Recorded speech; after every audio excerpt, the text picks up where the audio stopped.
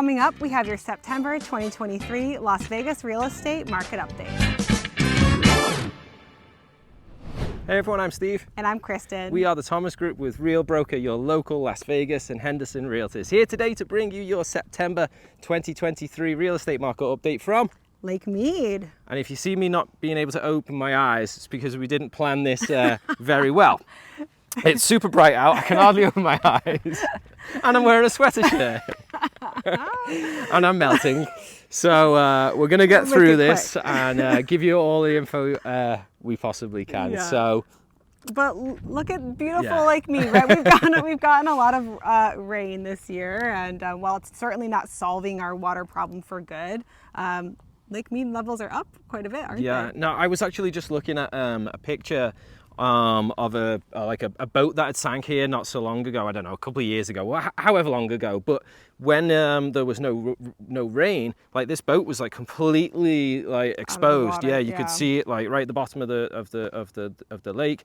But now the water's filled up so much, it's only just peaking above the top of the boat is just peaking above the water. I'll see if I can find a picture and flash it up. Yeah. But just to to put it in perspective, that we've got more water back here in Lake Mead. Yeah, and regardless, there's so many activities that you can do here. You can rent a houseboat for multiple days. I mean, that sounds so fun. We haven't done it yet, but we want to. So you can just kind of cruise around. You can just take kayaks out. Where we are right now is the historic railroad trail.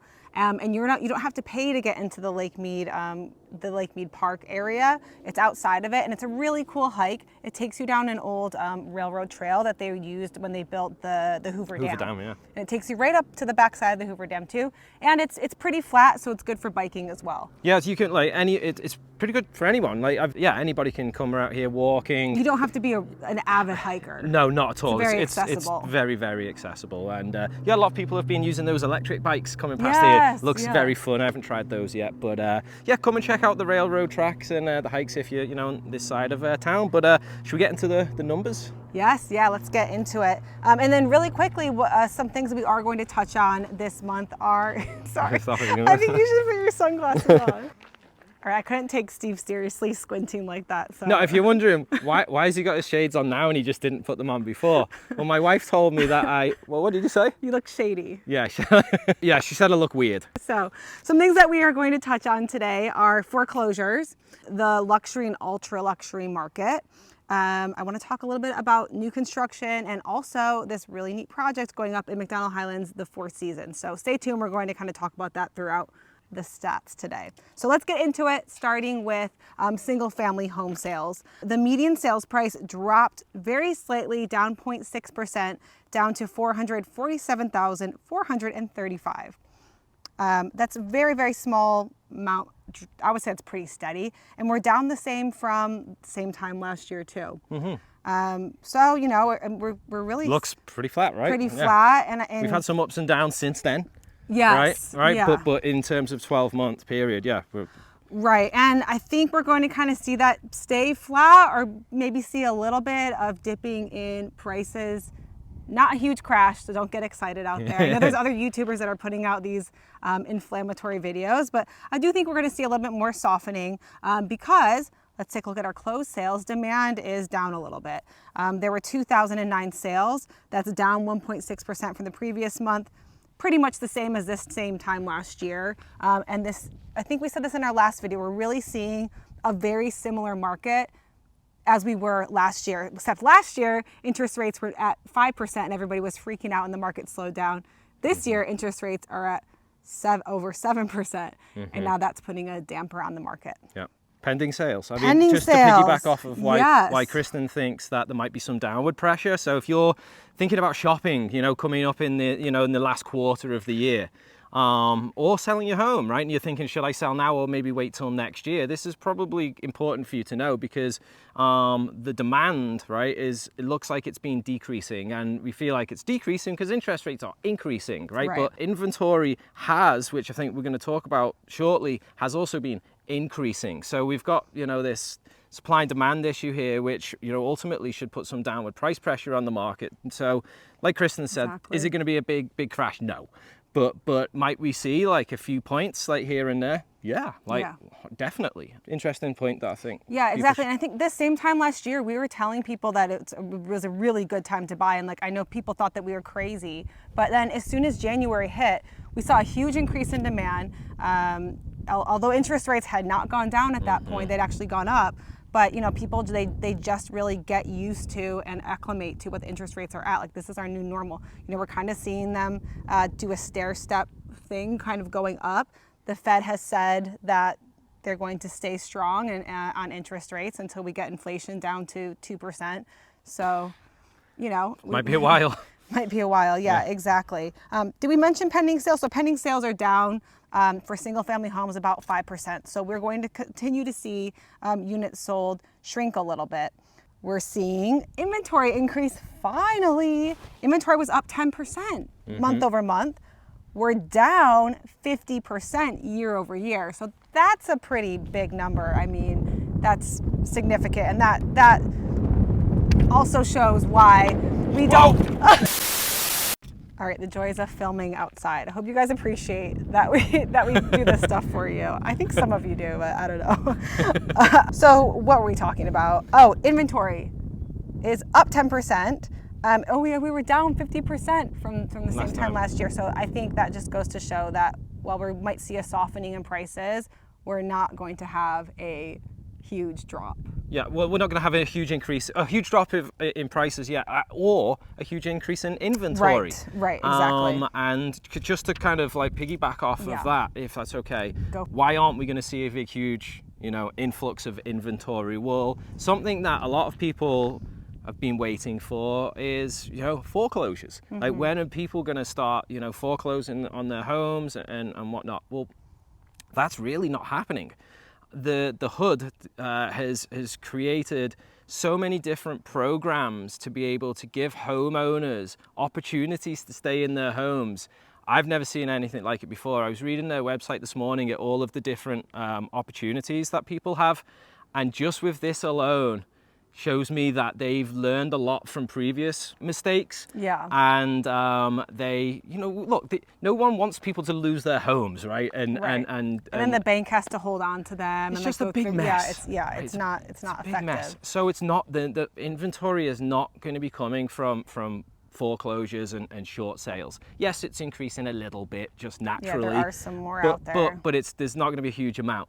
Where like a huge amount of inventory is going to come is like in places where I'm from, right? In the UK, where they've got they don't have fixed interest rates. Like most of us have got 30-year loans, right? Fixed prices, so we know what we can pay every single month. Well, my friends back in the UK, their mortgages have gone up twice as much now. Right now, you've got to think about how many people can budget and afford that. They're going to be in a problem over there. Yeah. I don't see anything like that happening here. The only thing that I could foresee happening here that would increase inventory is an outside factor. Right, which very well could happen. Yeah, look at COVID. So yeah, exactly. Great points all around. Well, COVID helped the real estate market. Well, no, I know, but I'm just saying, who called that was coming? Right, I mean, some people did. But. Okay, so new listings up 12%. So that's definitely helping our buyers. Our buyers, our inventory. We're still down 34% from the same time last year. So again, it just goes to show we're making a little bit of a dent in the inventory, but not much. Months of availability, we're at 1.9, which still heavily favors the seller. Yeah. So I know we mention this every video, but in case you're new tuning into us, if something's really turnkey, it's move-in ready, it's beautiful, it looks like it came from HGTV, it's probably getting multiple offers depending on the price point. If something has been on the market a while, if you're a buyer or a seller, expect there to be maybe some concessions going on to come to an agreement. And I've seen just last thing on the single families, I've seen a lot of creative financing happening now to help people that need to get out of their homes but can't for one reason or another. If you need more information on that, I've got all of the info that you need to know. Contact me and I'll share that with you for sellers. Yeah. Okay, so before we move on to condos and townhomes, there were a few things that I wanted to touch on. The first is new construction. And we're kind of saying like overall the market's slowing down a touch. New construction is like full speed ahead, you guys. This time last year, this is a big difference. This time last year, I was telling everybody, buy a new construction home now. This is insane. They are like giving them away. This year, they have all of the power. There's wait lists for lots being released. We have very little negotiation power, but we do have negotiation power. So if there is any, let me find out what that is for you and get you a good deal, because I specialize in new construction. But you know, I've had some builders come back, especially in Summerlin, that they're like, we're not even entertaining any offers. This is what it is. We've seen demand pick up over the last month, and I'm talking you guys in the $1 to $2 million price point. We've seen demand pick up. We're not budging. I mean, look, they're not stupid. They can see what's happening on the resale side, right? Exactly. Like nothing to pick from. Right. They're all in prime locations too, Right. the new construction, right? Where you want to be. So yeah, they've got all of the leverage. They have leverage. But I do want to say that we just have to talk about where you want to look, because we just got an amazing deal for our clients from Lennar and Black Mountain Ranch. Like beautiful views of like the mountains, like they're like looking out this way from Henderson, and we got them a really good deal. So they're out there. We have to know what to look for. Yeah, and I would also say, I know you don't like blowing your own horn, but I'll do it for you. Kristen knows all of the builders agents in town, and she has a phenomenal relationship with all of them as well. So whenever there's opportunities to come around, they bring them to Kristen first, because they know she has the buyers. So if you want to get the inside scoop, speak with her. You'll be doing yourself a favor.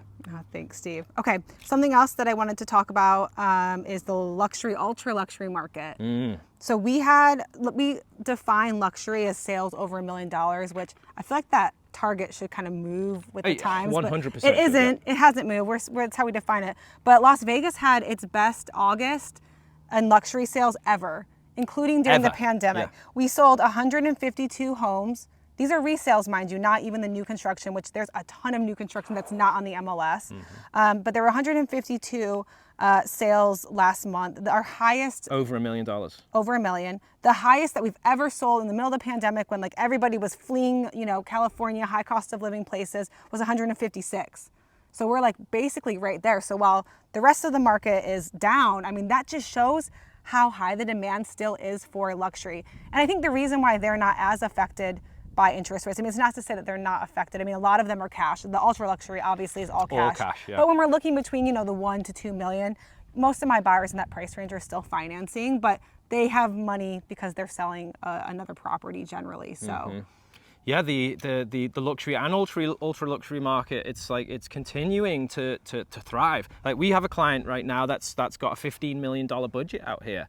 And what's even insane is, and even when you've got $15 million to spend, you'd think that like I can buy anything. Right. But even those buyers are discerning in that there's certain things that they all want and need and are looking for a property, but there's none available on the market. Yeah, exactly. And there are still a lot of good opportunities in this like ultra luxury range. We're talking the Summit Club, where I think there was the highest price sale last month of 16 million. Did I say? No, 6-7 million. There were 7 closings above 6 million as well in the whole valley. And a lot of these people, yes, are making this their primary residence. I mean, well, they're making it their primary residence. Does that mean that they're spending less or more than 6 months and 1 day out of the year here? I don't know, but who's checking on them? Yeah, right. California's checking, I can tell you that. But they are. Yeah, they are. No, they actually are. They actually are. That is pretty crazy. So, but I just want to like touch on that, because I still see Las Vegas is growing. We've really diversified our economy. There's so much opportunity here still, and like that's only going to continue to increase. But the lots that have these incredible strip views in these really prestigious neighborhoods, those are limited. That's it. And they're going to be sold out in the next 5 years. I mean, you've already seen the one place that your buyer wrote the offer on, like the $15 million property, where they were like, what you guys were like $1 million off, and they're like, we're just going to hold it. They're not living there. They're just going to hold it because they know in a year they can get that. Yeah, we couldn't come to a deal on a negotiation. We were 1.5 million apart, which is 10%, right, on a 15 million. But we couldn't put it together, and they own it free and clear. Right. And they know, they're confident, and I mean, I'm confident too, that if they wait a year, they're going to... Because, I mean, the thing is, you said that it's only just going to keep increasing, which I 100% agree with you, but it's only going to be increasing like to a certain point until there's no more land. Well, yeah, that's what I mean. There's hardly any more land. Yeah. And then the demand is still there. Exactly. I mean, we've already seen, I have had clients looking at McDonald's Highlands, and they're like they can't wrap their head around the fact that like these homes that are now selling for 2.5 million a few years ago sold for 1.2. But like I can't guarantee. If I were to bet and buy these, I would be very confident that that's going to keep happening. Well, we want to buy in there just so you know. So Yeah. So anyway, I wanted to touch on that. One final thing while we're touching on the ultra luxury McDonald's Highlands thing is the Four Seasons private residence that is an ultra luxury high rise being built in McDonald's Highlands. They've officially started marketing. I've had clients that were interested, before they were really giving out a ton of information, but it's such a beautiful and unique opportunity. It's built up at the very top of McDonald's Highlands, and all of the units have like views in the strip. And the smallest unit is 2,300 square feet, going all the way up from there. And they have good outdoor space. The smallest unit has 500 square feet of outdoor space. The biggest unit, I think it was, it's huge. It's like huge. When you say outdoor space, how like how do verandas? They do? Okay. Yeah. They're being sold fully furnished. You don't have a ton of selections and options because they're trying to keep them very consistent and uniform, which I like. They're making sure that these units are holding the same value. And they have a ton of pre-sales already before they even officially announced. They're breaking ground in December. Prices. Yeah, go on. Do you know? No. What do you think that they start at? All right, so 2,300 square foot. Talk to me about amenities.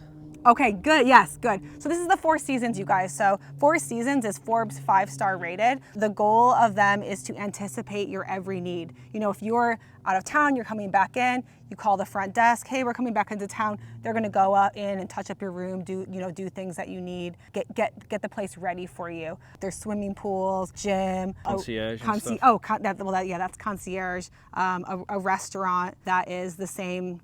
Well, she's done a bunch of restaurants on the Strip, but she's also done Honey Salt out in Summerlin. It's phenomenal food, very fresh. Mm-hmm. I think there's a movie theater. Washing, drying, laundry. Oh, they'll have that. They'll have that in house. Okay. Yeah. Oh, it's. And the chauffeur. I don't know about a chauffeur, but I'll find out if you guys are interested. All right, so let me have a guess then. All right, so wow. I you know what? Okay, I'm gonna say the 2,300 square foot are gonna be starting around 3.5 million. Oh my gosh, you nailed it.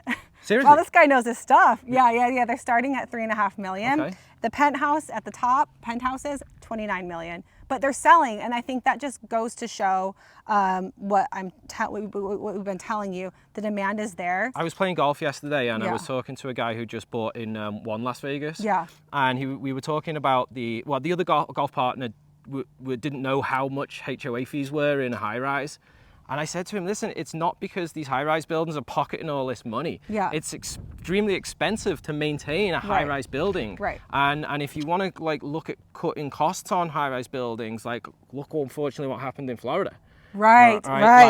We don't want that to happen. Right. So that's why the costs are high and stuff. But I think that's going to be a phenomenal development. Well, and a lot of their sales are locals and people that are buying them as investments. Really? Yeah, because a lot of people that in McDonald's Highlands that live there already are buying them because they can see the value. But what are they going to do? Rent them? You can rent them. So what do they see as an investment then? Because they believe that prices will just keep going up and they can turn around exactly what we've been talking about. Just hold it. They just might hold. Yeah. Oh, wow. Well, okay. and people are downsizing as well. So McDonald's Highlands, it was initially built, it started building before the recession. So, you think if you bought in one of those larger homes kind of at the base and then, now your kids are grown. Oh, that's true. It doesn't fit your lifestyle anymore. It doesn't fit your lifestyle, so now you want to stay in McDonald's Highlands, but this is great. It's lock and leave. You don't have to worry about anything. Right. It's there's security at McDonald's Highlands, but there's security in the building. It's God-gated, yeah. Yeah, exactly. Yeah. So. Wow. Well, I'm looking. When's it going to be completed? Oh goodness, I did know this. It's going to be a few years, right? Yeah, I believe 2024, and they're 2024. No, sorry, 2025. Okay. I think the first quarter of 2025, but they'll be like moving people in phases. Yeah. So you might like buy now, but you might, it just depends on where you are in the building. Right. So are they selling all of the different units right now? Like you can buy, okay. Yeah. All right. Well, that's very exciting. Yeah, let Kristen know if you've got any interest in that. That's you might be right on the value there, because they're big. Like, just thinking about it, 23, because what can you buy in McDonalds Highlands now? 2,300 square feet, like single story. Oh my gosh. Views of the strip. Yeah. Brand new. Right. At 3.5 million, you can't get that. So. Right. Yeah, I definitely see the value. All right, let's finish up with condos and townhomes, which were a little bit surprising when we compare them to single family. The median sales price jumped up 5%, as opposed to townhomes, as opposed to single family, which stayed steady, up to 287,000, and we're up 8% from the same time last year. But, well, I guess no. Units sold were up 5% from the previous month, so there's still a lot of demand there, and I think that the demand is probably coming from people that have been pushed out of the single family price range just because of interest rates. Yes. And I definitely have clients that have experienced that too. Yeah. Exactly. However, we are seeing things slow down. So our pending sales are down 12.7%. So I think, that will slow down. We won't be seeing a big increase like we did this month. Inventory, this is also going to help stop the upward price pressure. Inventory is up 12.3%. Down 46% from the same time last year. So while we're saying this is a very similar market to the same time last year, we have a lot less inventory.